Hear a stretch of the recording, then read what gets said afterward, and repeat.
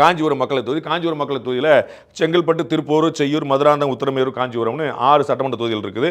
இந்த 6 சட்டமன்ற தொகுதியில் 2021 பார்த்தீங்கன்னா திமுக எல்லாமே மதுராந்தகம் தவிர, மதுராந்தகத்தில் ஏடிஎம்கே ஜெயிச்சது 2021லேயே. அப்போ 2021லேயே 6க்கு 1 எடுத்துட்டாங்க அப்படின்னா 2026 என்ன பார்த்தீங்கன்னா 2026 அந்த திமுகவுக்கு இங்கே பாருங்க, செய்யூரில் திமுகவில் இருந்தது அதிமுக போகக்கூடிய வாய்ப்பு இருக்குது. மதுராந்தகத்தில் அதிமுக இருந்தது இழுபறியாக இருக்கக்கூடிய வாய்ப்பு இருக்குது. உத்திரமேரூரில் திமுக இருந்துச்சு அதிமுக. இப்போ தான் வந்து லேசாக அந்த இடம் வந்து கொஞ்சம் மாறும் முழுக்க அப்படி ஸ்வீப்பாக இருந்தது. சென்னையில் வந்து தென் சென்னையில் ஒரு சின்ன ஒரு கேப் ஏற்படுச்சு.